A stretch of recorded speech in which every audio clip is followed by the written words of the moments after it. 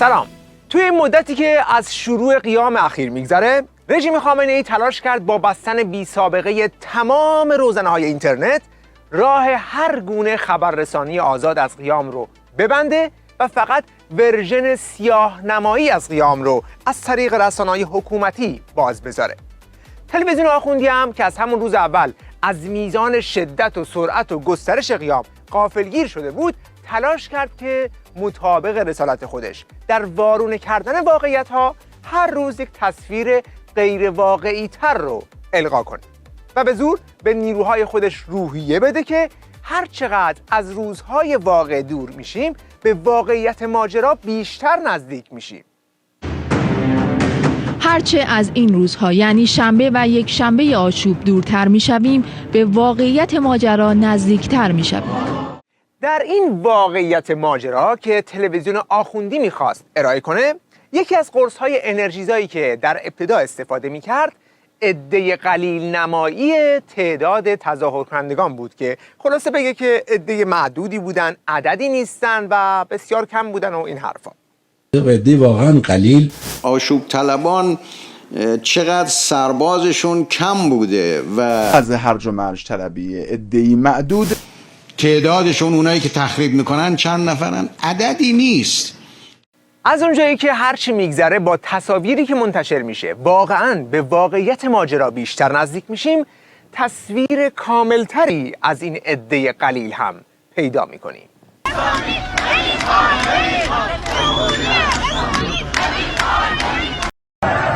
بله، تصویری از عده قلیل میبینیم که عرض جاده رو کامل پوشوندند و تا چشم کار میکنه جمعیت دیده میشه، ولی عددی نیست. البته در روزهای بعد با فیلم‌هایی که از روزنه‌های کوچک فضای مجازی درس کرد، همون مقامات مجبور شدن عده قلیل رو به 200,000 نفر افزایش بدن. ببینید، ما آمار و اطلاعاتی که نیروهای میدانی و از جمله فرمانداری‌ها و استانداری‌های ما دادن، بین 130,000 نفر تا 200,000 نفر در این صحنه‌ها بودن در کل کشور. منتها این 130,000 نفر تا 200,000 نفر که من مبنا رو 200,000 نفر میگیرم، میگم 200,000 نفر، بیش از 4 یا 5 بار تکرار میشن. اینو میخوام میگم با همه این تکرارها که مثلا بگیم میشه 600-700,000 نفر. وزیر کشور روحانی به 200,000 و 600 و 700,000 نفر اشاره میکنه، ولی هیچ توضیحی نمیده که این افراد از کجا اومده بودند و الان کجا هستند. آب شدن رفتن تو زمین یا برگشتن به همون کشورهای بیگانه که ازش اومده بودن؟ و آیا مطالباتشون رو پاسخ گرفتند یا اینکه خطر همچنان باقی است؟ البته پاسدار سلامی که نمیتونست وحشت خودش رو از این خطر پنهان کنه، کابوسش از اون عده قلیل رو به صورت یک جنگ جهانی تعریف کرد. باور کنید ما در یک جنگ بزرگ جهانی هستیم. باور کنید جنگی که این روزها در خیابانهای ما آغاز شد یک سناریوی کامل جهانی بود. بالاخره عده قلیلتون رو باور کنیم یا جنگ جهانی رو؟ بعد این جنگ جهانی تازه آغاز شده یا تموم شد رفت؟ از فرانسوی سوال کنید. شما نتونستید یک تظاهراتی رو که یک خواسته هایی رو دارن مردم فرانسه 11 ماه نتونستید جمع کنید، ولی ما یک خباستی رو، نه تظاهرات، یک شرارتی رو که همه شما درش دخیل بودید 48 ساعته به سرانجام قطعی رسوندیم. آخه بیشور، اونجا دموکراسی دارن که تو اصلا نمیدونی چجوری مینویسنش. این فرق داره با دیکتاتوری ولایت فقیه. اولا اونجا موقع برخورد پلیس با مردم، خبرنگارا دارن از فاصله 4 متری فیلم میگیرن. میفهمی؟ برای شما خبرنگار که هیچ، خط اینترنت هم کور کردی. بعد مردم دوربین به دست از پشت پنجره خونه‌شون هم بخوام فیلم بگیرن، اون جونورای وحشیتون با سنگ میزنن.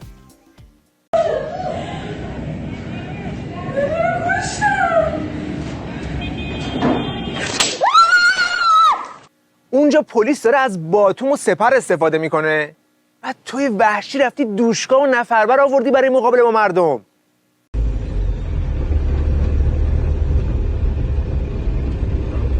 تانک آورده با تانک میخواه آدم بکشه. حالا این نفربر و دوشکا رو برای مقابله با کدوم دشمن آورده؟ برای مقابله با اینها.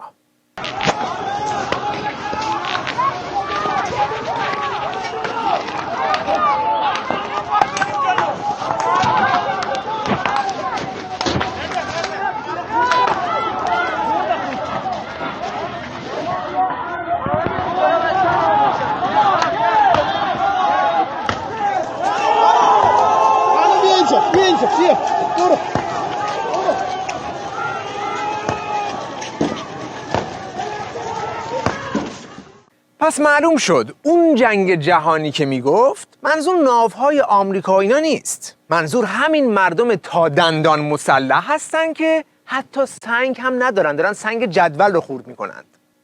هرچند که فدوی میخواد با وعده جمع کردن 48 ساعته به بسیجیهاش روحیه بده، اما خودش هم خوب میدونه که وقتی کسی با سنگ جلوی گلوله میسته تازه آغاز ماجراست.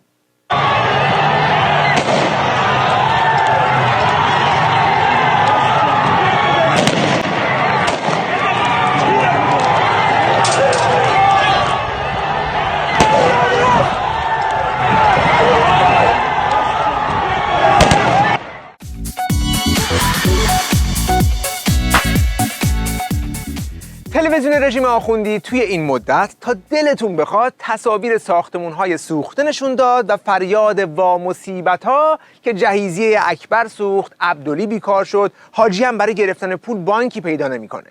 یعنی انگار این معترضین اصلا هیچ کاری به ارگان‌های حکومتی نداشتن. فقط تا بنزین گرون شده از روی شکمسیری ریختن تو خیابون و آتش بازی. همینجوری بی هدف. اما در واقع تلویزیون خامنه‌ای میخواست به شکل ناشیانه‌ای این صحنه رو بپوشونه. سوختن دفاتر امام جمعه ها، پاسگاه ها و کیوسک های انتظامی و خودروهای انتظامی. دفتر امام جمعه صدرا به آتش کشیده شد. شیراز پلیس آتش زدن. پاسگاه انتظامی واین.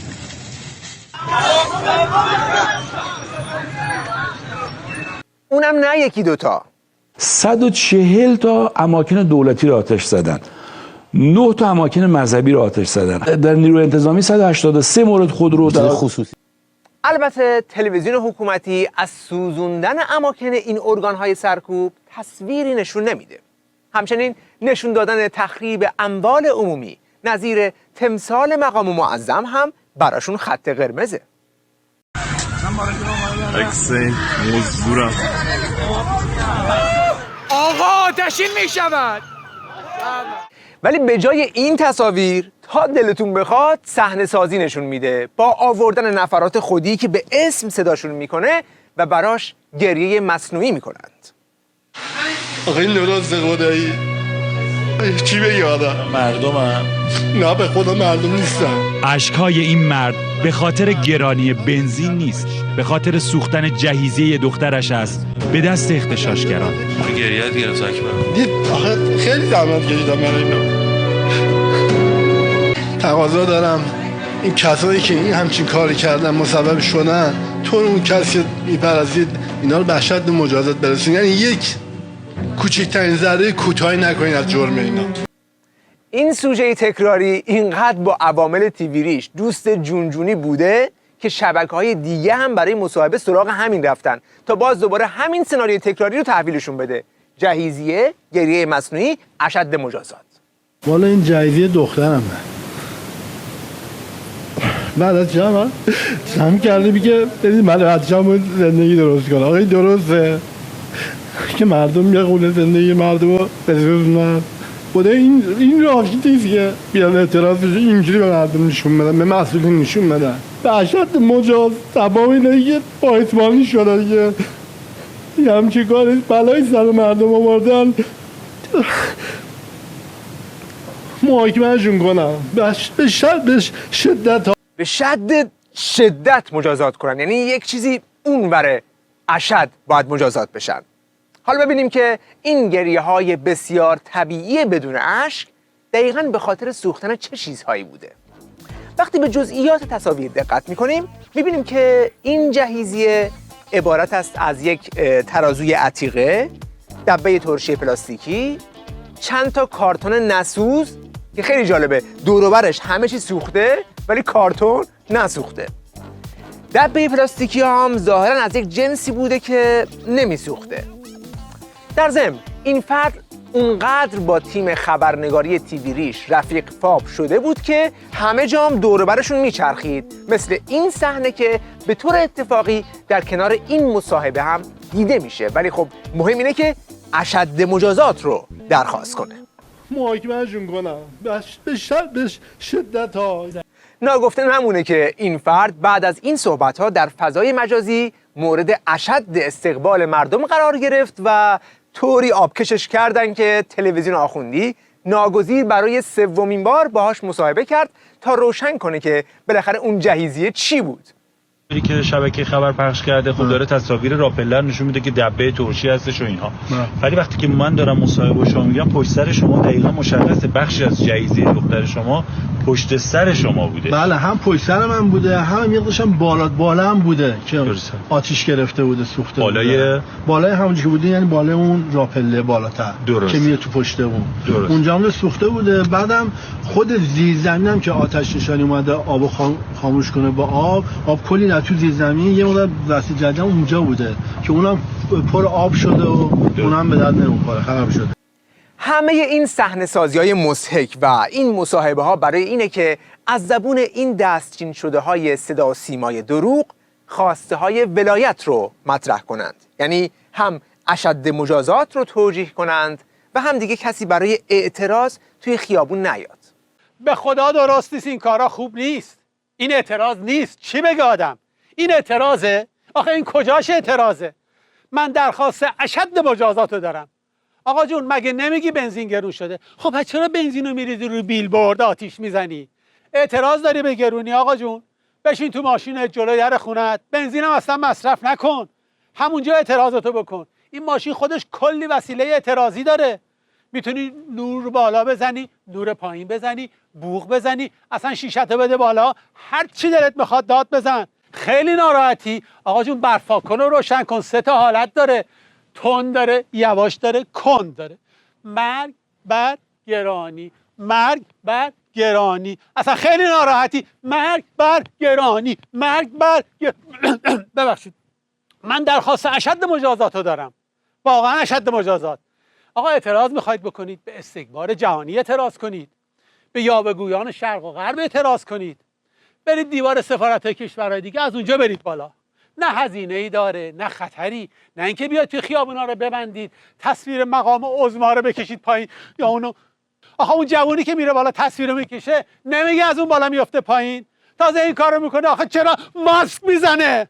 ها؟ من درخواست اشد مجازات واسهشون دارم. آقا جون اعتراض داری، اعتراض باید مسالمت آمیز باشه. این نظام الهیه، توی دلتون اعتراض کنید. آخه دل و جیگر سوخته مقام عظما رو مگه نمیبینی؟ آقا جون بنزین گرون شده، مقام عظما که گرون نشده، چرا به اون فحش میدید؟ شما باید دشمن رو بشناسید، بگید مرگ بر بنزین. گوجه فرنگی گرون شده، مرگ بر گوجه فرنگی. مقام عظما این وسط آخه چی کار است که اونو لط و پار میکنید؟ ایشون که اصلا قیمتی نداره. آقا جون به بنزین و گوجه فحش بدین، بگین مرگ بر اونا میرن بالا. من تقاضای اشد مجازات.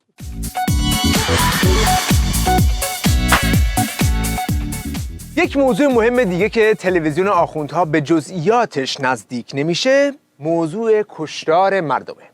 از اونجایی که رژیم به شدت تلاش میکنه که این موضوع رو پنهان کنه، ارگان‌های مختلف آماری رو تا به حال منتشر کردند. سازمان مجاهدین تا به حال بیش از 1000 شهید قیام رو تایید کرده و اسامی بیش از 250 تن از اونها رو هم منتشر کرده. اما تلویزیون آخوندی تا الان حتی یک دونش رو هم تکذیب نکرده. فقط یک بار کلی زور زد که مثلا یکیش رو تکذیب کنه که بیشتر تاییدش کرد.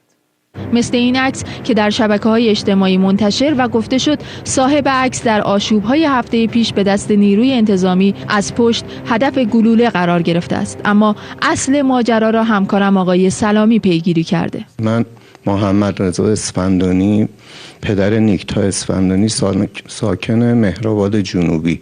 دختر من کاری به این چیزا با مسائل نداشت. این دخترشون سیاسی بود؟ نه اصلا 14 سالشه. 14 ساله چه سیاستی، چه مسئله سیاسی بخواد بدونه. آقای اسفندانی، الان توی فضای مجازی عکسی از دختر خانم شما، دختر مرحوم شما گذشته و منتشر شده که در خیابانی به نام خیابان ستارخان با ضربه گلوله پشت سر. اصلا یه همچین مسئله اینم خیلی راحت بگم مخالف نظام باشه، مخالف سیاست‌های نظام باشه. با این کاری نداشت که یه بچه 14 ساله، من خود بچه‌م بیاد خدای نکرده مخالف نظام باشه، یه همچین جویه درست کردن دیگه، چیکارشون کنه؟ خدا اصلا سیاسی نبوده، دارن یه سوء استفاده سیاسی میخوام بکنن ازش. که توی این گزارش فقط باید شما بفهمید که نیکیتا سیاسی نبوده، ولی خبرنگار تیوی ریش اصلا سوال نمیکنه که کجا کشته شد، چه جوری کشته شد، کی اون رو کشته.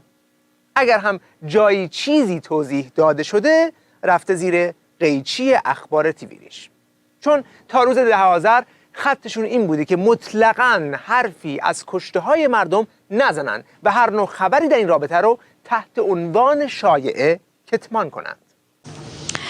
آتش بیاری رسانه‌های ماند این بار در نیزارهای ماهشهر. ماشین جنگ رسانه دشمن در حالی شایعه کشتار مردم در نیزارهای اطراف ماهشهر رو منتشر میکنه که تا الان هیچ تصویر یا فیلم یا مستندی ارائه نشده و هیچ کس برای این خبر منبع موثقی ارائه نکرد. اما یک روز بعد با منتشر شدن فیلمی از واقعیت ماجرا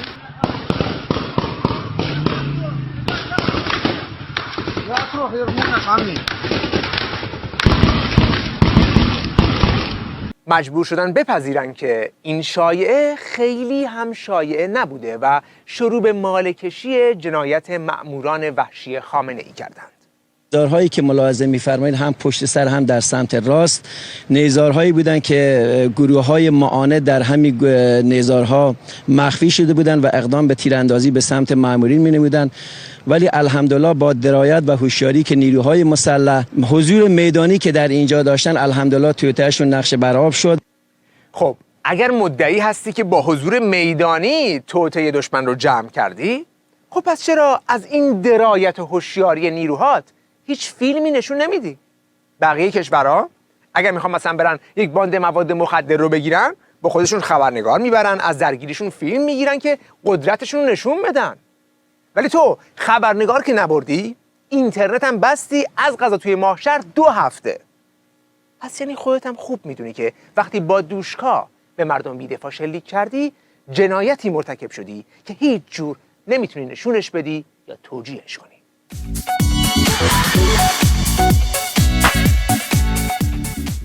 رسالت تلویزیون آخوندی مثل همیشه این بوده که توی گزارشاتش از قیام مردم ایران شیطان سازی کنه و وانمود کنه که همه چیز تموم شد و رفت. ولی اگر در همین گزارشات هم دقت کنید، به زبان معکوس به شما نشون میده که رژیم آخوندی از کدوم ویژگی‌های قیام کنندگان وحشت داره.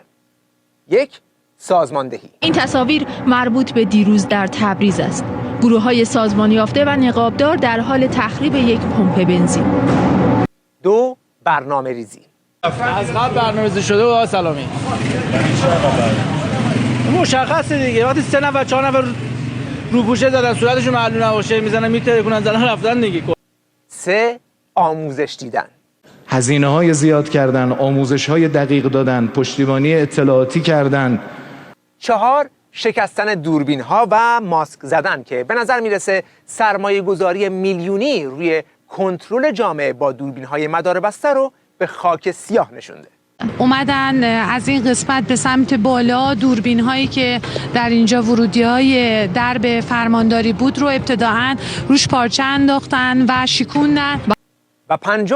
آتش زدن که کل نظام رو به وحشت انداخته. آشوبگران در ادامه هم ساختمان دانشگاه را آتش زدند. بنابراین در گام‌های بعدی قیام جوانان شورشی با تجارب بیشتری به صحنه باز خواهد گشت. موفق باشید و خدا نگهدار شما.